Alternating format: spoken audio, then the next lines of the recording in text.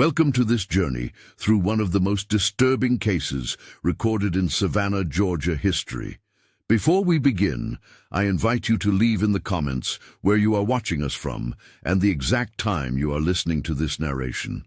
We are interested in knowing to what places and at what moments of the day or night these documented accounts reach. In 1858, the port city of Savannah stood as one of the South's most prosperous trading centers, its cobblestone streets echoing with the sounds of horse-drawn carriages and the distant calls of merchants hawking their wares. The humid Georgia air carried the scent of magnolia blossoms and the ever-present reminder of the Savannah River's murky waters. It was within this backdrop of southern gentility and economic prosperity that one of the most perplexing disappearances in the region's documented history would unfold, leaving behind a trail of whispered rumors and unanswered questions that would haunt the local community for generations. The Freeman plantation sat approximately 12 miles southeast of Savannah's city center, accessible only by a narrow dirt road that wound through dense stands of live oak draped in Spanish moss. The property encompassed nearly 300 acres of rice fields and cotton cultivation, making it one of the more modest yet profitable estates in Chatham County. Cornelius Freeman, a man of 42 years with graying temples and a reputation for methodical business practices, had inherited the land from his father in 1843. Unlike many of his contemporaries who favored grand mansion houses, Freeman had maintained the original two-story wooden structure built in 1796, its white-painted exterior showing signs of the relentless Georgia humidity despite regular maintenance. The Freeman household consisted of Cornelius, his wife Margaret, their two sons William and Thomas, ages 23 and 19 respectively, and approximately 37 enslaved individuals who worked the fields and maintained the domestic operations. Among these was a woman known as Ada, whose origins remain deliberately obscured in the sparse records that have survived. What distinguished Ada from others in her circumstances was not merely her role as head of the household staff, but rather an unusual arrangement that had developed over the years regarding her living quarters and daily responsibilities. According to surviving correspondence between Cornelius Freeman and his business associate Samuel Hartwell, dated March 18, 1857, Ada had been granted use of a small cabin situated roughly 100 yards from the main house, closer to the property's eastern boundary, where a creek meandered toward the Ogeechee River. This arrangement was noted as unusual by contemporary standards, as most domestic staff resided in quarters much closer to the main residence or within the house itself. The cabin, constructed of rough-hewn pine boards with a stone chimney, measured approximately 14 feet by 12 feet and contained a single room with a small storage area beneath the raised floor. The daily routine at the Freeman plantation followed patterns established over decades of agricultural cycles. Work began before dawn during the growing season, with field hands gathering near the overseer's quarters to receive their daily assignments. Ada's responsibilities centered on meal preparation, laundry supervision, and coordination of cleaning activities within the main house. Neighbors who visited the property occasionally noted her quiet demeanor and the respectful distance she maintained from both the Freeman family and other workers. Margaret Freeman, in a letter to her sister dated June 1857, described Ada as competent in her duties, but given to long silences that sometimes unsettled the younger servants. The first indication that something was amiss came on the morning of September 14, 1858, when Ada failed to appear at the main house to begin her usual pre-dawn preparations. William Freeman, who typically rose early to review account books before breakfast, noticed the absence when no coffee had been prepared by sunrise. Initial inquiries among other household staff revealed that Ada had last been seen the previous evening, returning to her cabin after completing her final duties of the day. Thomas Freeman was dispatched to check the cabin, a task that should have taken no more than a few minutes given the short distance involved. However, his return to the main house was delayed, and when he finally appeared, his demeanor had noticeably changed. According to his father's journal entry dated September 15th, Thomas reported that the cabin door stood open, with no sign of Ada inside. More troubling was his observation that her few personal belongings remained exactly where they would typically be found, including a small wooden box containing what appeared to be letters or documents. Cornelius Freeman's initial response was to organize a search of the immediate property, believing that Ada might have become ill or injured somewhere between her cabin and the main house. The search party, consisting of William, Thomas, the overseer Jacob Morrison, and several field hands, began at dawn on September 15th and continued throughout the day. They covered the creek area, the nearby woods, the rice fields, and every structure on the property. No trace of Ada was discovered, nor were there any obvious signs of struggle or disturbance around her cabin. The absence of physical evidence became increasingly puzzling as the search expanded beyond the Freeman property. Morrison, who had worked as an overseer for nearly 15 years, contacted neighboring plantations to inquire whether anyone had seen an unaccompanied woman matching Ada's description.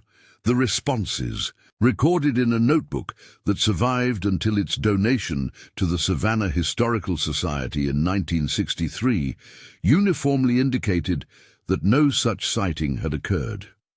What began as concern for a missing member of the household staff gradually transformed into something more complex as details emerged about Ada's background and her unique position within the Freeman estate's social structure. The wooden box found in her cabin contained several items that seemed inconsistent with what would typically be expected. A small silver locket, 3 letters written in what appeared to be educated handwriting, and a piece of fabric that Margaret Freeman later identified as coming from a dress she had discarded several years earlier. The letters proved particularly significant, though their exact contents were never fully disclosed in surviving documents. Cornelius Freeman's journal mentions them only obliquely, noting that they raise questions about circumstances preceding Ada's arrival at this property. The dates on these letters, according to a brief notation made by William Freeman, ranged from 1854 to 1856. Suggesting a correspondence maintained over an extended period. Local authorities in Savannah were notified of Ada's disappearance on September 18th, 4 days after she was first found to be missing. The delay in official notification was later explained by Cornelius Freeman as an attempt to conduct a thorough private investigation before involving outside parties. Sheriff Benjamin Talmadge assigned Deputy Marshal Henry Crawford to investigate, though Crawford's report, filed 3 weeks later, acknowledged significant limitations in determining what had occurred. Crawford's investigation revealed several aspects of Ada's situation that had not been immediately apparent. Interviews with other enslaved individuals on the property indicated that Ada had lived in relative isolation, rarely participating in the social interactions that typically developed among those sharing similar circumstances. More significantly, several people reported that Ada could read and write with considerable skill, an ability that was both unusual and potentially problematic, given local laws restricting education among the enslaved population. The Deputy Marshal's inquiries also uncovered information about Ada's arrival at the Freeman plantation. Rather than being purchased through the usual channels of slave markets or private sales, she had apparently been brought to the property in 1853 under circumstances that remained vague in contemporary records. Jacob Morrison, when questioned about his knowledge of these circumstances, stated only that arrangements were made through intermediaries in Charleston, and I was instructed to ask no questions about particulars. As autumn progressed into winter, The Freeman family's daily routine gradually returned to normal, with Ada's duties redistributed among other household staff. However, the mystery of her disappearance continued to generate discussion within the local community. Church records from St. John's Episcopal Church, where the Freeman family maintained membership, include marginal notes in the pastor's handwriting expressing concern about troubling rumors circulating among parishioners. These rumors, as preserved in several sources including personal diaries and correspondence between families in the area, suggested that Ada's disappearance was connected to something more complex than a simple case of running away. Some speculation centered on the possibility that she had been helping other enslaved individuals escape through networks that were becoming increasingly active in the region. Other theories focused on her unusual living arrangements and the implications of the items found in her cabin. Winter in coastal Georgia brought its own challenges to any ongoing investigation. The rice fields flooded according to their seasonal patterns, making thorough searches of certain areas impossible until spring. The creek that ran near Ada's cabin swelled with winter rains, transforming from a shallow stream into a more substantial waterway that could potentially conceal evidence or provide a route away from the property. During this period, several incidents occurred that added to the growing sense of unease surrounding the Freeman plantation. Other enslaved individuals reported hearing sounds at night that seemed to come from the direction of Ada's abandoned cabin. These reports were generally dismissed by the Freeman family, but they contributed to a reluctance among workers to venture near that part of the property after dark. In February 1859, Margaret Freeman wrote to her sister describing changes in the household atmosphere. "There remains an unsettled feeling about the place, as though we are all waiting for something to be resolved. The servants speak in whispers when they think we cannot hear, and I have noticed that meals are prepared with less attention to detail than Ada provided." Spring's arrival in 1859 brought renewed efforts to understand what had happened to Ada. Cornelius Freeman hired a private investigator from Charleston, a man named Augustus Whitfield, who specialized in locating missing persons. Whitfield's methods were more systematic than the initial searches had been, involving detailed mapping of the property and interviews with individuals who might have information about escape routes or safe houses in the region. Whitfield's investigation lasted 6 weeks and produced what he described in his final report as troubling inconsistencies in the various accounts he had gathered.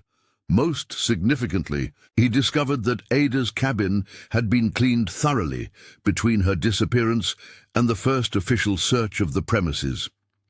This cleaning had apparently occurred during the night of September 14th or early morning of September 15th, before Thomas Freeman's initial visit to check on her absence. The investigators' report, portions of which were preserved in the Freeman family papers until their donation to the Georgia Historical Society in 1968, indicated that whoever had cleaned the cabin possessed detailed knowledge of how to remove evidence. Personal items had been carefully arranged to suggest normalcy, while any traces of struggle or unusual activity had been eliminated. Whitfield noted that this level of methodical cleaning suggested either extensive planning or immediate action by someone familiar with investigative procedures. More disturbing was Whitfield's discovery that several people on neighboring properties had observed unusual activity near the Freeman estate on the night of September 13th into the early morning hours of September 14th. These observations included the sound of horses or wagons moving along the dirt road that connected the Freeman property to the main thoroughfare leading to Savannah. However, when pressed for specific details, witnesses provided conflicting accounts about timing, direction of travel, and the number of vehicles involved. The investigators' conclusion was that Ada's disappearance had been planned and executed with considerable sophistication, ruling out both spontaneous flight and random violence. However, he was unable to determine whether Ada had participated willingly in her own disappearance or had been removed against her will. The evidence suggested both possibilities remained viable, depending on interpretation of the available facts. Summer 1859 brought an unexpected development when renovation work on the Freeman main house revealed a hidden space beneath the stairs leading to the second floor. This discovery was made by carpenters hired to repair damage caused by termites, who found that what appeared to be solid floor space actually concealed a small chamber approximately 4 feet high and 6 feet square. Inside this space were several items that immediately raised new questions about Ada's disappearance. Among the items found were additional letters, similar in handwriting and paper quality to those discovered in Ada's cabin. These letters, however, were addressed to someone identified only as CF and signed with the initial A. The content of these letters, as recorded in a brief summary included in Cornelius Freeman's journal, dealt with arrangements for departure and necessary preparations for a new situation.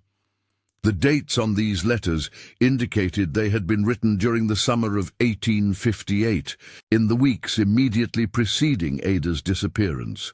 Also found in the hidden space was a small leather pouch containing $23 in various denominations, a substantial sum that raised questions about how someone in Ada's position might have acquired such money.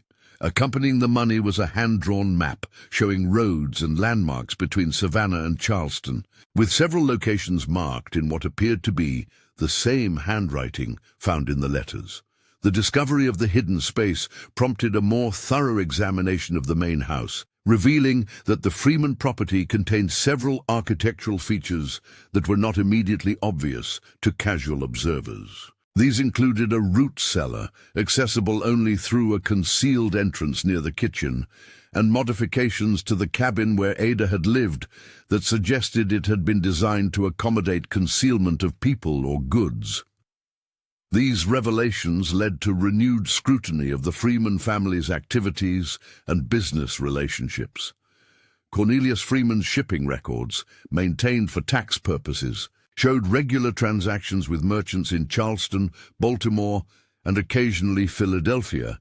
However, the specific nature of these transactions was often described only in general terms, making it difficult to determine exactly what goods were being transported and to whom. The investigation took a more serious turn in August 1859, when Deputy Marshal Crawford received information suggesting that the Freeman plantation might have been involved in activities that violated both state and federal laws regarding the movement of enslaved individuals. This information came from a source Crawford described only as a person of credible reputation with knowledge of illegal networks operating in this region. Based on this information, Crawford obtained authorization to conduct a more comprehensive search of the Freeman property, including areas that had not been thoroughly examined during the initial investigation into Ada's disappearance. This search, conducted over 3 days in late August, revealed evidence of recent modifications to several structures on the property, including the installation of false walls in the barn and alterations to the basement area of the main house. Of particular significance was the discovery of a tunnel system that connected the basement of the main house to a point approximately 50 yards away, emerging near the creek where Ada's cabin was located. This tunnel, expertly constructed with wooden supports and brick-lined walls, had obviously required considerable time, effort, and resources to complete. Its existence had been concealed so effectively that even the most thorough previous searches had failed to detect it. The tunnel's purpose became clearer when Crawford's team found evidence that it had been used recently and regularly. Footprints in the mud at the creek-side entrance indicated multiple people had passed through, and items discovered along the tunnel's length suggested it had been used to transport both people and goods. Most significantly, A piece of fabric matching the dress Ada had been wearing on the day before her disappearance was found caught on a wooden beam approximately halfway through the tunnel. These discoveries fundamentally altered the nature of the investigation. What had initially appeared to be an isolated disappearance was now clearly connected to a more complex operation involving multiple individuals and extensive planning. The Freeman family's initial cooperation with investigators became more guarded, and Cornelius Freeman retained legal counsel from a Savannah law firm known for handling sensitive matters involving prominent local families. The legal implications became more serious when Federal Marshal William Davidson arrived from Atlanta in September 1859 to oversee the investigation. Davidson's involvement indicated that federal authorities suspected violations of laws governing interstate commerce in enslaved individuals, potentially including the illegal importation of people from international sources or the transportation of legally freed individuals back into slavery. Davidson's investigation methods were more systematic and legally rigorous than previous efforts had been. He obtained warrants to examine Freeman family financial records, correspondence, and business relationships extending back to 1850. This examination revealed a pattern of transactions and associations that suggested the Freeman plantation had been operating as part of a network that moved both enslaved and freed individuals throughout the southeastern coastal region. Particularly damaging was the discovery of correspondence between Cornelius Freeman and associates in Charleston and Savannah that used coded language to discuss shipments, inventory, and special arrangements. When decoded using methods developed by federal investigators, these letters clearly referred to the movement of human beings rather than conventional commercial goods. Ada was referenced in several of these letters under the designation Item AF, with notations about her exceptional qualifications and special handling requirements. The investigation revealed that Ada's role at the Freeman plantation had been far more complex than initially understood. Rather than being simply a domestic worker, she had apparently served as a coordinator for the network's activities, using her literacy and intelligence to maintain records and communicate with associates in other locations. The letters found in her cabin and in the hidden space beneath the main house stairs were actually coded communications, providing information about routes, safe houses, and timing for various operations. This understanding shed new light on Ada's living arrangements and her apparent isolation from other enslaved individuals on the property. Her separate cabin and unusual freedoms had been necessary for her to perform functions that required privacy and security. The Freeman family had maintained the pretense that she was simply a favored domestic worker, while actually relying on her expertise to coordinate illegal activities that were generating substantial profits. The scope of these activities became apparent when Davidson's team discovered detailed records hidden in a waterproof container buried near the creek. These records, maintained in Ada's careful handwriting, documented the movement of over 200 individuals through the Freeman plantation between 1854 and 1858. The records included names, dates, origins, destinations, and payments received for various services provided. Some entries in these records indicated that the network was engaged in multiple types of illegal activity. In addition to moving enslaved individuals who were escaping bondage, they were also involved in the capture and re-enslavement of legally freed individuals, particularly those who had purchased their freedom or had been manumitted by previous owners. This latter activity was extremely lucrative, as freed individuals could be sold in markets where their legal status was unknown or deliberately ignored. The revelation of Ada's central role in these operations raised disturbing questions about her disappearance. If she had possessed detailed knowledge of the network's operations, routes, and personnel, her voluntary departure would have created enormous risks for everyone involved. The systematic cleaning of her cabin and the careful arrangement of her belongings suggested that her disappearance had been managed by people who understood the necessity of eliminating evidence while maintaining appearances. Federal investigators concluded that Ada's disappearance was most likely the result of a decision by network leaders that she had become too dangerous to remain alive. Her literacy, intelligence, and central role in operations meant that her capture or voluntary cooperation with authorities could expose the entire organization.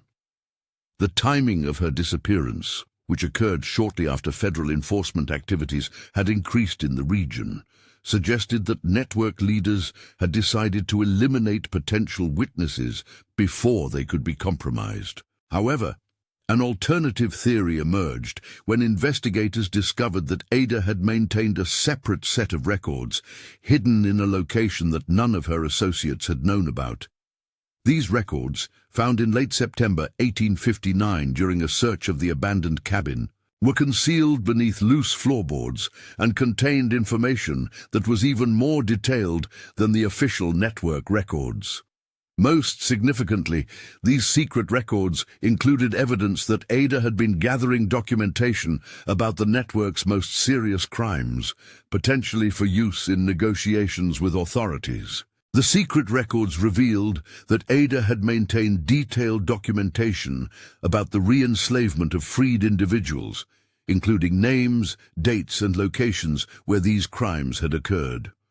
She had also documented instances of violence against those who had attempted to escape from network control, and had kept copies of financial records showing profits from various illegal activities. The existence of these records suggested that Ada had been planning to leverage her knowledge for personal protection or gain. This discovery fundamentally changed investigators' understanding of the circumstances surrounding Ada's disappearance. Rather than being an unfortunate victim of network security measures, she appeared to have been actively planning her own exit strategy. The letters found in various locations were revealed to be communications with potential allies or purchasers of her information, rather than routine operational correspondence. The investigation's focus shifted to determining whether Ada had successfully executed her planned departure or had been discovered and eliminated before she could complete her preparations. Evidence supported both possibilities, as her thoroughness in maintaining secret records suggested sophisticated planning, while the systematic elimination of evidence from her cabin indicated that others had taken control of the situation. The Freeman family's legal situation deteriorated significantly as the extent of their involvement became clear. In October 1859, federal authorities filed charges against Cornelius Freeman and his eldest son, William, for violations of federal laws governing interstate commerce in enslaved individuals. Thomas Freeman was granted immunity in exchange for his cooperation with investigators, though his testimony revealed that the network's operations had been far more extensive than initially suspected. Local reaction to these developments was mixed, reflecting the complex social and economic relationships that had made the network's operations possible. Some community members expressed shock at the revelation that a respectable local family had been involved in such activities, while others quietly acknowledged that rumors about illegal operations had circulated for years without official action being taken. The investigation's findings created significant embarrassment for local law enforcement agencies, whose failure to detect such extensive illegal activities reflected either incompetence or deliberate inaction. Sheriff Talmadge faced criticism for the superficial nature of his initial investigation into Ada's disappearance, particularly given that obvious inconsistencies had been overlooked or dismissed. Church records from the period reveal that religious leaders struggled to address the moral implications of the revelations. St. John's Episcopal Church, where the Freeman family had been prominent members, was forced to confront questions about whether they should have been more attentive to indicators that parishioners were engaged in activities that contradicted Christian teachings about human dignity and justice. The trial of Cornelius and William Freeman began in November 1859 and continued for 6 weeks. Federal prosecutors presented evidence documenting the network's operations, the Freeman family's central role in coordinating activities, and Ada's function as record keeper and communications coordinator. The prosecution argued that Ada's disappearance was the direct result of the defendant's illegal activities. Whether through murder to prevent exposure or through her forced departure to avoid criminal liability, defense attorneys maintained that the Freeman family had been operating within the legal boundaries of existing slavery laws, and that any irregular activities had been conducted without their knowledge by associates over whom they had no control. They argued that Ada's disappearance was unconnected to their business activities and had resulted from personal circumstances that remained unknown. The trial revealed additional details about the network's operations that had not been previously disclosed. Testimony from cooperating witnesses indicated that similar operations were functioning throughout the coastal regions of South Carolina and Georgia, with coordination provided by associates in Charleston, Savannah, and other port cities. The Freeman plantation had served as one of several way stations in a system that moved people both northward toward freedom and southward back into slavery. Evidence presented during the trial included testimony from individuals who had been processed through the Freeman plantation while attempting to escape bondage. These witnesses described the sophisticated system that had been developed to temporarily house people, verify their identities, and arrange for the next stage of their journeys. They also described Ada's role in maintaining records and coordinating with guides who operated between different locations in the network. More disturbing testimony came from individuals who had been captured by the network after achieving legal freedom and were being transported for re-enslavement in distant markets. These witnesses described a systematic process of document destruction, identity manipulation, and transportation to locations where their legal status could not be easily verified. Ada had apparently maintained detailed records of these operations, including financial accounting that documented the profits generated by such activities. The prosecution's case was strengthened by financial evidence showing that the Freeman family had received substantial payments that could not be accounted for through legitimate agricultural activities. Bank records revealed regular deposits that corresponded to entries in Ada's operational records, establishing a clear connection between illegal network activities and Freeman family income. Defense efforts to discredit witness testimony were largely unsuccessful, as many witnesses were able to provide specific details about dates, locations, and procedures that corresponded to documented evidence. More significantly, the physical evidence discovered on the Freeman property, including the tunnel system and hidden records, corroborated witness accounts about the plantation's role in network operations. The jury deliberated for 2 days before returning guilty verdicts against both Cornelius and William Freeman on multiple counts of violating federal commerce laws. Cornelius Freeman was sentenced to 12 years in federal prison, while William Freeman received an 8-year sentence. The Freeman plantation was seized by federal authorities and sold at auction to satisfy legal judgments, with proceeds distributed to individuals who had been victimized by network operations. Thomas Freeman's cooperation with investigators led to additional prosecutions of network associates in Charleston and Savannah. His testimony provided crucial information about operational procedures, financial arrangements, and the identities of other individuals involved in illegal activities. However, his cooperation came at considerable personal cost, as he was effectively ostracized by former associates and community members who viewed him as a traitor to family and regional interests. The broader investigation that resulted from the Freeman case led to the discovery and prosecution of similar operations throughout the southeastern coastal region. Federal authorities estimated that networks operating in Georgia and South Carolina had illegally transported over 1,500 individuals during the 1850s, generating profits that exceeded $200,000 during that period. Ada's fate remained officially undetermined despite the extensive investigation and subsequent legal proceedings. Federal investigators concluded that she had most likely been killed to prevent her from providing testimony that could have exposed network operations. However, no physical evidence of her death was ever discovered, and some investigators maintained that she had successfully escaped and assumed a new identity in a location where her knowledge of network operations would not threaten her safety. Alternative theories about Ada's disappearance continued to circulate within local communities long after the Freeman trial concluded. Some residents believed that she had been relocated to another part of the network's operations, where her skills and knowledge could continue to be utilized without risk of exposure.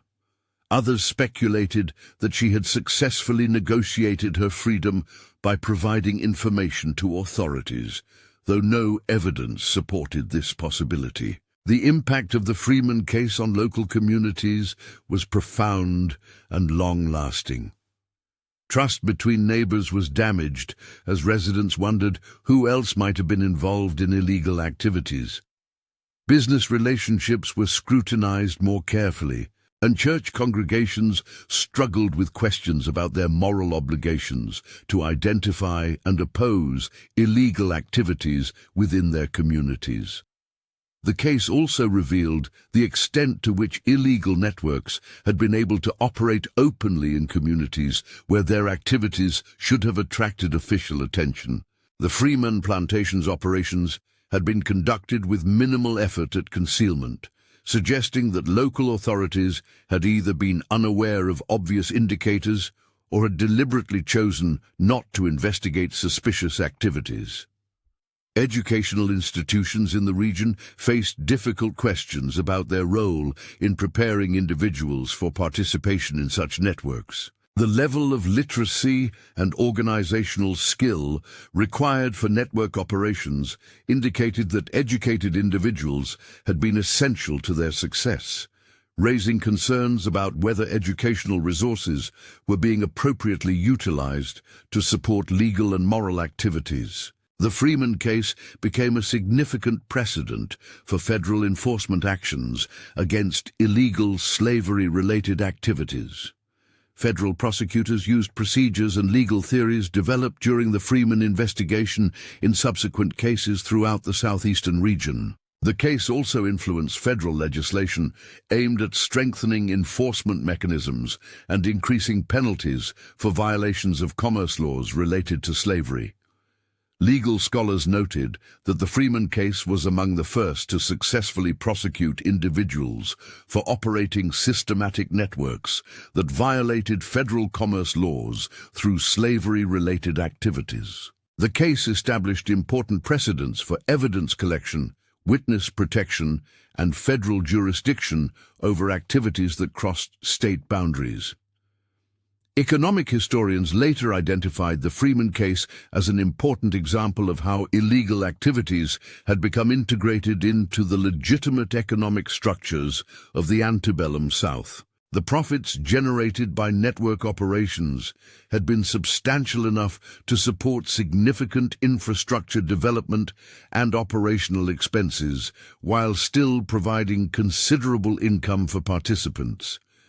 By 1860, most network operations in the Georgia and South Carolina coastal regions had been disrupted or destroyed as a result of investigations initiated by the Freeman case. Federal authorities estimated that their enforcement actions had eliminated illegal networks that had been responsible for the transportation and re-enslavement of several thousand individuals during the 1850s.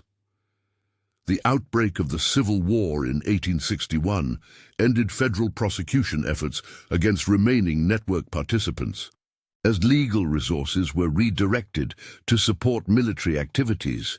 Many individuals who had been under investigation for participation in illegal slavery-related networks joined Confederate military forces, where their organizational skills and knowledge of transportation routes proved valuable for different purposes.